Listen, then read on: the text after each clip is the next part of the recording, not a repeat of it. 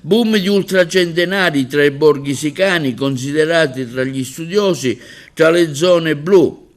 Nell'ambito del programma Le vie del cibo della lunga vita per celebrare la lancia bionda DOP. Da Ribera le testimonianze di longevità di Giuseppe Neri, 108 anni, e Calogero Guddemi, 102 anni. Cominciare a 102 anni. A Gammarone, il Signore non passa l'altro. Sempre ritrovato.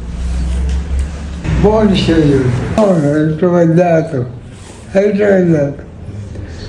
Non ho avuto mai di ostacoli nella vita. È stato sempre sano.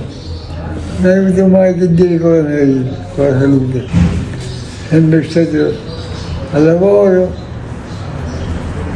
nessun ostacolo.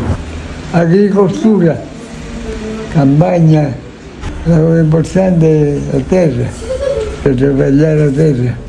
L'importante è la coltivazione, l'irrigazione. Hai mangiato, chi dico mangiato? Quello che capita, perché c'è stato ostacoli di questo secolo no.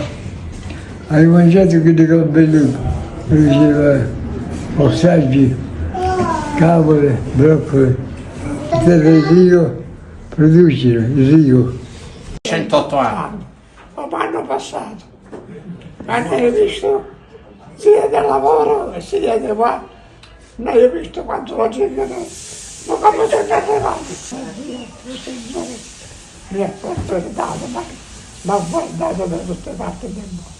Sempre a travagliare la terra sempre, perché io e mia madre erano agricoltori, e quindi travagliavamo. Non c'era né affitto né sera, era in affitto la via. In affitto le terre la via. Poi successe che ci volevo levare sul tempo, ci volevo levare la forza politica, ci volevo levare e ritornavo a reagire allo ferocio, a seminare la vita.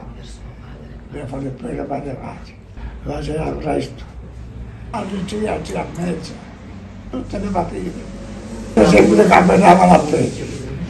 Come poteva fare? Dopo un giorno di lavoro, sempre l'ho preso camminare. Sempre. Mangiavamo pagotto. Dopo qualche pezzo di cascavallo, passavona, da olive, le faceva mangiare. In campagna c'è una verdura, morrali, c'è la verdura in campagna.